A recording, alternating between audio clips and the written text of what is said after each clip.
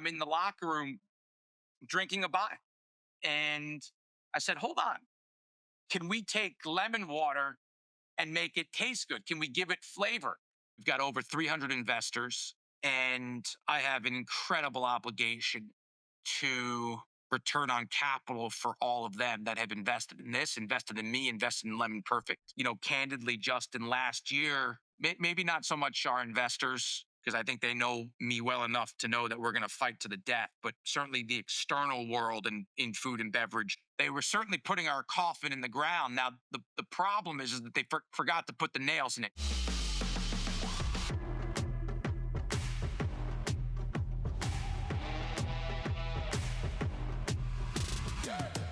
Well, Yanni, a lot of people don't realize how much capital is needed when starting a CPG brand. How did you grow a $100 million company with 2 ingredients, lemon and water? Well, listen, if I knew how capital intensive it would be, I'm not sure if we would have taken the first step on this journey, Justin. But once you raise $1 of capital, then you're pot committed. You're all in. And look, I mean, the short story is I coached college basketball for 10 years.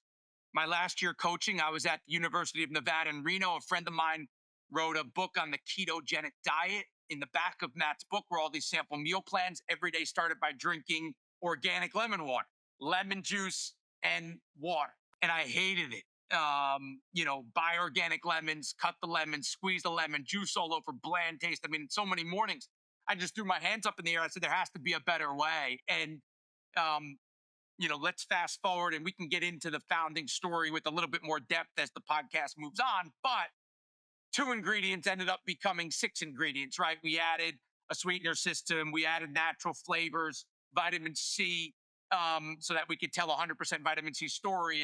And the rest is history, if you will. But the idea was, let's take 2 ingredients, lemons and water, and let's make them taste good. So you're at Nevada. I know a little bit of your history. We have some mutual friends, which is how we ultimately went full circle here. But so you're at Nevada. Your friend, you read up on this keto diet. You hate the bitterness of lemon and water, and then the wheels start turning. Tell me more there. How do you just start experimenting? I need details here. Not exactly. So, I've got this part of my routine now, right? I told my friend Matt, I'm in A through Z, diet plan, training program. I was working really hard. I needed some structure in my routine. Eric Musselman, the head coach at Nevada at the time, we really got after it. Our days started early, they ended late. And this is the path of destiny, if you will. Coach Musselman's wife, Danielle, her sister was on the field marketing team at Bai. Little did I know, 2017, this was at the height of their growth story, right? And so we knew the brand. We were drinking a lot of it around the offices, in the locker room. And fast forward, end of the season, I'm in the locker room drinking a Bai. And I said, hold on. Can we take lemon water and make it taste good? Can we give it flavor? At the time, Bai was very innovative. 1 gram of sugar, great flavor, a single ingredient hero, the coffee fruit.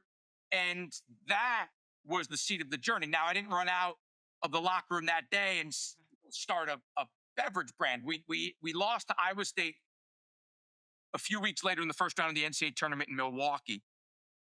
And a few weeks later, I was in Santa Monica, California, having lunch with a friend of mine, John, who invests in early stage food and beverage businesses and small checks. And I said, John, what do you think of this idea? And he said, I love it. Anything that you can do that can capture a piece of someone's daily routine, what they do in the morning when they first get up, what they do at night when they go to sleep, or any point in between is worth going for. You can build a business around daily consumption, especially a consumer brand, obviously. And I jumped up because all I knew was lemon water in the morning, right, Justin? I said, I've got it. We're going to go build the morning drink. And that night, John and I, we went to the Whole Foods in Venice, and we got a bunch of organic lemons and sweeteners, and I don't know what the hell else. And we played around a little bit with it, and it tasted a little bit better than what I was doing before. It was far from, I mean, certainly a work in progress. And that night, I Googled how to start a beverage company, and that was coming up on 8 years ago now. Can you believe it? And Yeah, and we have sold almost 120 million bottles just in the in the 6 years since. It took us a couple of years to get the first bottle sold, but yes, since that moment, Well, we have built one hell of a brand. I would say so, and I would say a lot of other people would agree as well. You guys, you're hitting these milestones after the season ends with Nevada. This is 2018, 2017. 2017. You start Googling how to, like most people do, I imagine. I did the same. How to start a company, beverage company. Were you already thinking I'm interested in doing something else, or at what point did you push all your chips in and say I'm pursuing this? Well, I tried. I was in the mix for an assistant coaching job at Oklahoma State, as these conversations with John were brewing. And I think if I got the job at Oklahoma State, I would have probably taken it, and there would be no Lemon Perfect. Mike went a different direction for the spot that he was considering me for. So I think at that point is when I I I, I went all in with this thing. I moved back with my mom and dad in New York City, and obviously that's a humbling moment, right? I was 33 at the time, and thought I had something that could be interesting. Um, Came up with a name for Lemon Perfect. That was June 13th, 2017. So I didn't invest any dollars on this thing until I had what I thought was a really compelling trademark that can scale, and that explained what the product is, right? In a great way. Uh, and so once we had that, and I registered the domain name on a street corner in Paris, believe it or not. My dad's from France, and I hadn't had a chance coaching basketball to get out there with any kind of frequency, and so we went, and yeah, I was with my mom and dad, and we were just walking down the street. I was searching, trying to think, and it came into my head. Um, and then got back home and got to work on figuring out who could help me formulate this idea. That was the next step, and um, you know found a formulator in Louisville, Kentucky, and I was so sure, Justin, I was so sure that we had the next big thing that that I didn't tell them what the idea was. I gave them some high level, but then in the room when I got there, I told them what this was, and they said, "We're so sorry, we don't do anything with real juice." Right? Obviously, the product was based on fresh squeezed organic lemon juice. Right? That was a moment where, as I was driving back to the Cincinnati airport. So I mean, you're not that far, right? It's about 2 hour drive or so. And I remember calling my mom, telling her that I need to get back and figure out where I can go in basketball at this point. It was still early enough. I said I can go get a job somewhere. I started to talk with Joe Pasternak, who had just gotten a job at University of California, Santa Barbara. And I was about to throw in the towel. And I just made a few more calls, because I felt like, my God, what am I doing here? I just spent 10 years working on my craft. And I was I'm a hell of a college basketball coach. I recruited at a high level. I felt like I could, and I wasn't going to let one hard year at Nevada, dislocate all that. But I made one more phone call to a company called Ocean Blue Innovation in Southern California, and they were the winner. They ended up helping me build Lemon Perfect 1.0. We're now on Lemon Perfect 4.0, but the initial concept that they helped me build is the bedrock of what we have today. Well, I remember seeing the rebrand, launched online and LinkedIn. Follow you on LinkedIn as well. Thank you, thank you. You go through a lot of these challenges, and you got to make changes. A lot of times, sooner than later, as opposed to just dragging your feet and clamping it off. But what point? So you work with the producer in California. You start ramping up. Is this starting to get wheels here? Is it starting to move? What point did it really start gaining traction where you're like, okay, this is something special? I would say almost from the start.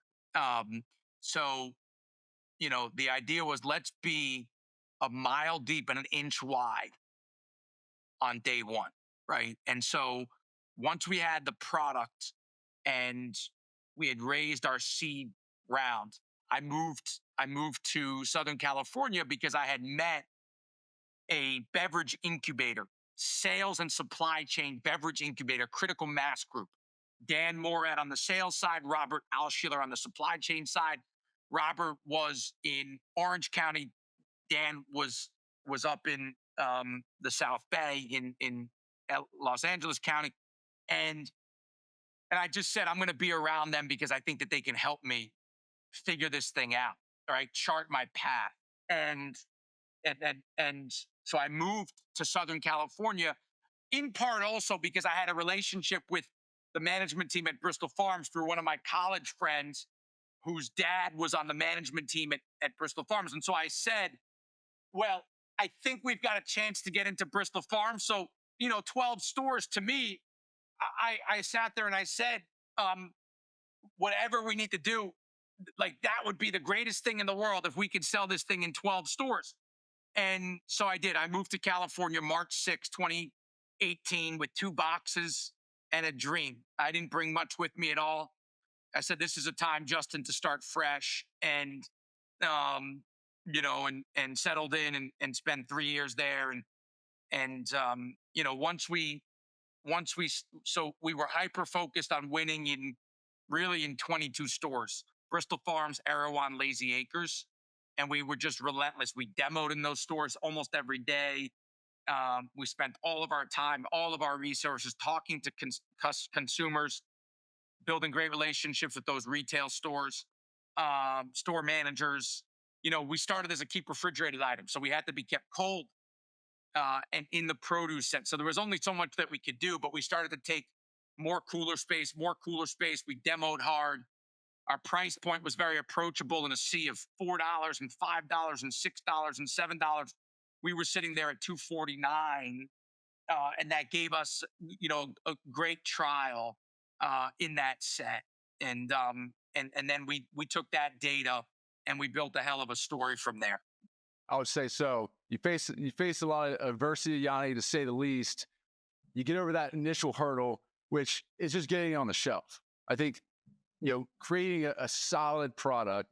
And I don't know, like, I drink this nearly every day, but I don't know if you have a bunch of angels working for you and you just bottle up the coldest clouds in the atmosphere. But it's like, no matter how long this sits out, if it's a hot day, it just stays perfectly chilled.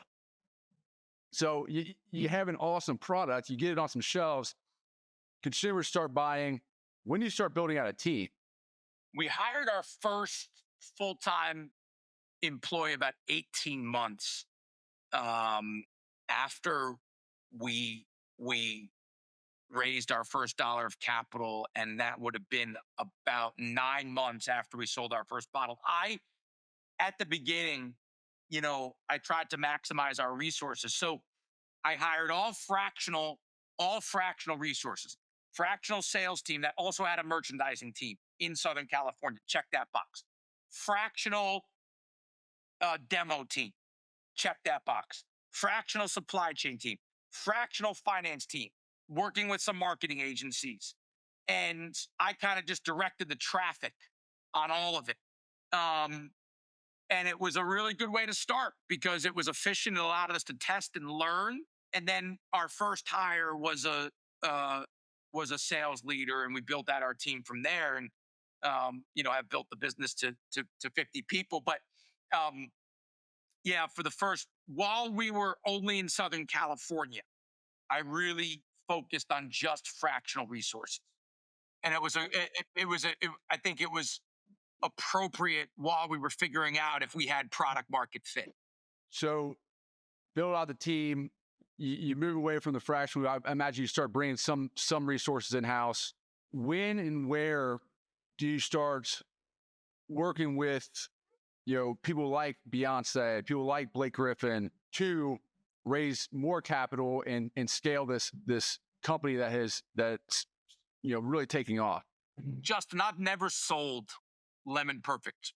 Never. I've presented our vision and told a good story and let the chips uh, fall where they fall.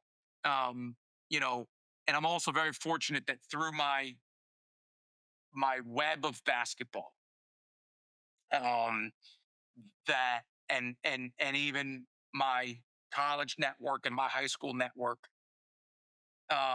through those networks, you treat people really well for 35 years, and then you go and do something like this that people can hold in their hands, that they can feel in their heart, that they can taste with their mouths, right? And like there's an excitement for that, and the idea of building something that could really scale. So you know, like Blake and Taylor, they invested in our very first seed round, and they have been by my side ever since. Beyonce, she came to us through one of our investors who's become one of my absolute dearest friends. And so it's been a lot of inbound traffic, almost all, Justin. Like, I don't know if I've actually solicited anything.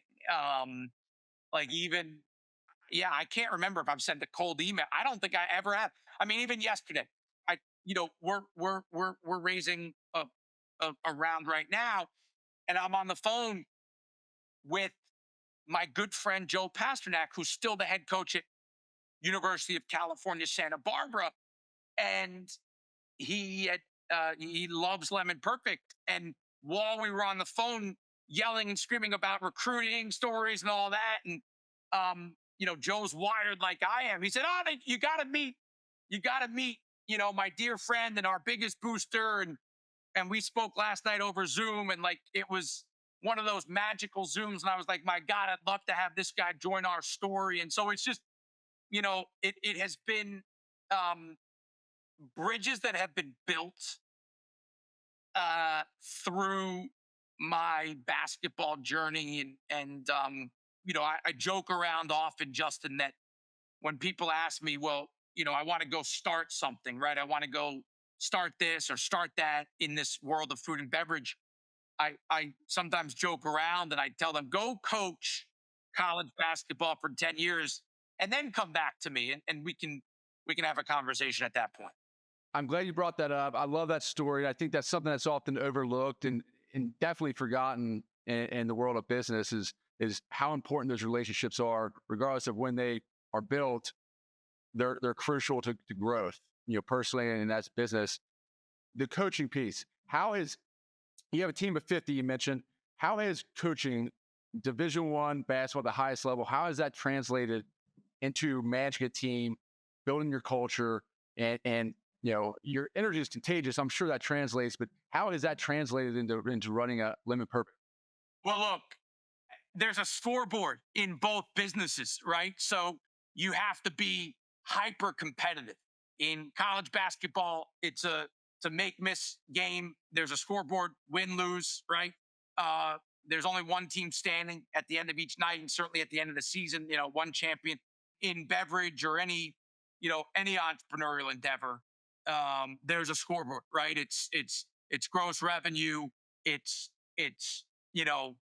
profit, it's gross margin. I mean, there's just a lot, right? And so everything that we do is is just we're just very competitive. We talk about winning the street fight every day, right? In the trenches. So there's nothing more important for Lemon Perfect than winning in the trade underneath the roof of the retailer. And our team gets after it. And so, you know, we we we talk about the competition. We don't run from it. We get after it. Our goal is to ultimately be number one in the enhanced water category, flavor enhanced water category by dollar share. And we've got work to do. We got four brands to go chase down, and we're going to get there. You have those other brands on the scoreboard as well. As a company, we talk about it every month. We look at it. We have all the bottles lined up, and we won't stop until we cross the finish line. We think we've got the product. We think we've got such a differentiated product. We win on flavor. We win on nutritional deck. We win on brand and packaging. We're competitive on price in the category, and so we do. We think we've got a proposition that that stands above the rest. I would agree with that. And I imagine you still face some adversity as you guys continue to grow, probably different challenges in the early stages. I know you mentioned thinking you're going to get back into coaching, overcome that challenge. What are some of the bigger challenges you see now at this stage in your business? Well, look, last year was a hard year for us. I mean, 2024, the business did still almost $100 million in retail sales in the face, though, of incredible headwinds from product quality challenges. So you know, to keep it brief, we had some oxidation issues in our product. We went from a 12-ounce vessel to a 15.2-ounce vessel. A margin expansion, winning convenience retail were really the two drivers of that change.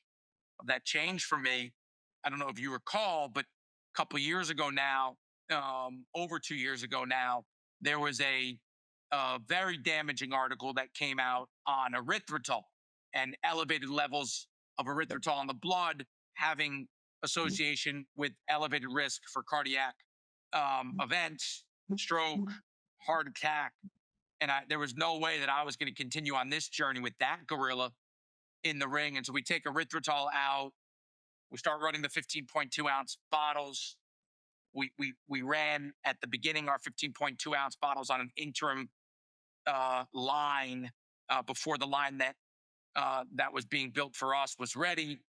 And the combination of not having the erythritol to mask some of that oxidation, and then on this interim line, we didn't have nitrogen dosing and the ability to put oxygen scavengers and UV blockers in the resin. Anyway, it became a very hospitable environment for just a product that fell off a cliff, to be honest.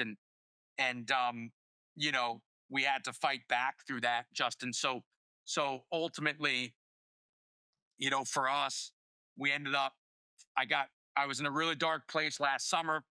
We end up, reformulating the product because we didn't exactly know what was happening. So we changed out the stevia sorts. We switched out some of the lemon extracts that we were using, played around with the ratio of flavors that we were using, added more lemon juice, right? And came up with what this is Lemon Perfect 4.0, magical liquid. And then in all of that, we said, well, we have to also reintroduce ourselves to potentially consumers that have lapsed, that tried the product. And to give you some context, it almost tasted like you were drinking burnt stevia. Like it was gnarly, especially in the summer and the fall after the bottles were subject to heat and light exposure through the summer. And so we started the packaging exploration in October, and the result of it is far more transformational than I think any of us thought it could be going into the work. Um, you know, Plus 20 points on purchase intent, plus 25 points on refreshment perception, right? these bottles have been on the shelf now for almost a couple of months. And April, if you take out club, was the best month in company history, and it's Wow. happening fast. So Wow. it's like, yeah, this is. We've never been more excited about Lemon Perfect than we are here in this moment right now. Well, I mean, it's very clear, and I've heard you talk. We haven't had this type of interaction, but you are so maniacally passionate about your brand, your product, what you're putting on shelves, that there's no wonder why you didn't have to sell anything. People naturally want to gravitate towards you and believe in your product because of that type of passion. I did want to jump back real quick to something you said. You mentioned being in a dark place last summer, and that's easily understood with the amount of challenges that you're facing. And I think it's a lot of what entrepreneurs go through, and it's tough to understand unless you're in those shoes. What actions or like what thought processes did you have to overcome, that dark stage that you went through? You know, Justin, I guess some mornings and not all, I found the strength to get out of bed and try to figure it out. Um, you know, got in the flavor lab. Fortunate that the team at Ocean Blue Innovation was very comforting during this time of great stress and depression. Um, look, I've never lost everywhere that I've been. At Oklahoma, we went to the NCAA tournament twice. When I was at Harvard, we went to the NCAA tournament twice. First time in school history since 1946. We went in 2012 and 2013. We beat New Mexico in the first round of the NCAA tournament, 14 seed over at three in Salt Lake City. Tommy Amaker's been at Harvard now for 18 years. When I was at Vanderbilt, we recruited a top 25 class. Coach Stallings went and got a job at Pittsburgh, that paid him almost $20 million. I go to Cal, we have great success. Coach Martin goes to Missouri from there, and a deal that paid him over $20 million. And then, go to Nevada and recruit great players and have great success there. And Coach Musselman goes to Arkansas uh, and gets a deal worth a 5-year deal worth almost $15 million. So everywhere I was, I am proud of the fact that I helped improve the certainly the financial lives of the people that I was working for. And that's your job as an assistant, is to elevate the head coach, to win and elevate the head coach.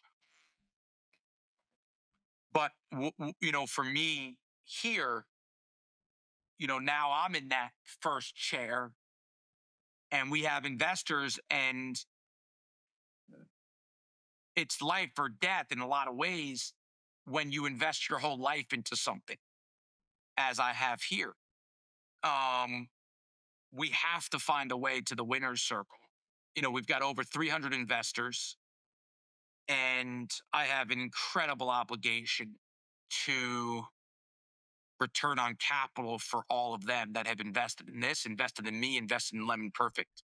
And, candidly, Justin, last year, I think there were many, um, maybe not so much our investors, because I think they know me well enough to know that we're going to fight to the death, but certainly the external world and in food and beverage, probably, um, you know, thought that they were they were certainly putting our coffin in the ground. Now the problem is that they forgot to put the nails in it, Justin.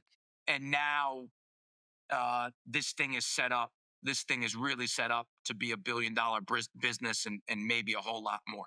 Well, I'm here for the ride. I love to hear that. It says a lot about you, your team, and I have all the confidence in the world that, I'll be supporting from my end. I'll do my part, but I have all the confidence in the world that you all get there. Thank you so much. Thank you. I appreciate you sharing that, Yanni. One final question. How many times has Blake Griffin dunked on you in practice? Huh. God, I'm smarter than that. I didn't get in his way. I don't. Yeah, yeah, yeah. Some people did. Um, you know, I don't know if he's ever dunked on me, but I've spent a lot of time with him. Um, I've rebounded a lot of balls for him, and had great joy in doing so. And to see him, doing so well in his you know post basketball life, more so just the family that he's building, all of his off the court endeavors, and Taylor, his brother, is one of my best friends and super involved with Lemon Perfect. So yeah, it's been fun. I'll tell you, that when you have a product that people love, that people want to share, it gives you such incredible richness. This life's journey is so much more compelling. Um, because of Lemon Perfect, to be honest. And there just aren't that many businesses where you have a product that you can share. There are a lot of great businesses out there, but they're not that shareable, right? This is something that's shareable that allows me to have some fun and meet some just wildly interesting people. Amazing. I hear that. This is my serious last question. I promise No, I'll all good. let you go. One or two sentences, use 10 if you want, but you know, 50 to 100 years from now, when people talk about you and your legacy, what do you want them to say? Man, you'd love to start with, he's just what a super nice guy he is, right? You'd love to start there. Um, you know, I have a friend and an investor, um, that has really been the fuel of Lemon Perfect almost from the start. Mike Levine, Vino, he's the co-head of sports at CAA, Creative Artists, and there's no one in my network that more people know than him. And when you talk about him, uh, 100 out of 100 times, people say, he's the best. I love him.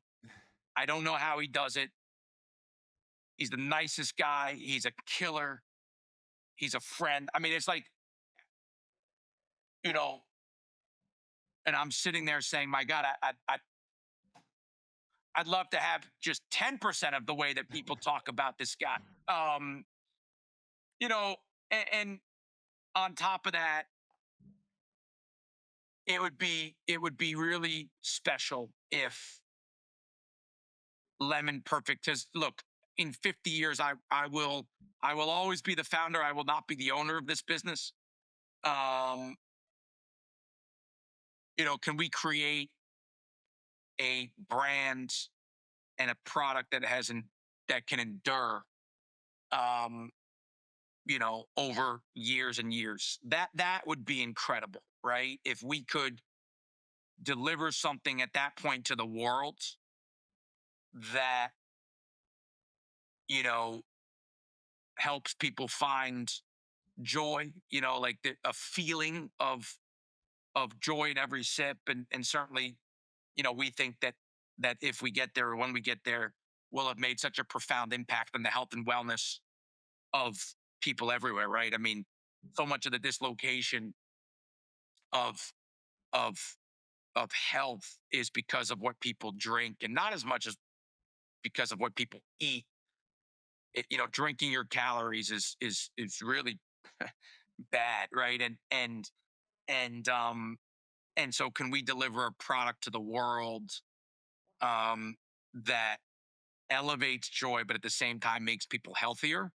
Like, how incredible would that be? And so, Justin, when you start a business like this, your legacy is based a lot on, the product itself, right? And I've got other ideas, and so we'll see where those products ultimately land. I love building beverages. I love creating products that taste great and that are better for you, that people can hold in their hand. So, you know, I guess I'd love to think that people would consider me, if we fast forward here, uh, a genius beverage entrepreneur, right? And one of the best to ever do it. If that happens, I'll have had a chance to give back in a lot of ways, and hopefully live, you know, the next 42 years of my life, the second half of my life, if you will, having forged great relationships through the the lens of the products that I create. Yeah, that's incredible. I appreciate you significantly. You sharing your story with us. I love it. I've been following you for a while, and I have met several people that know you, and you have a lot more than 10% of the compliments. You're shooting for 100% for people I've met. I really appreciate that, Justin, and congratulations on everything that you've built. Awesome, Yanni. Well, I appreciate you.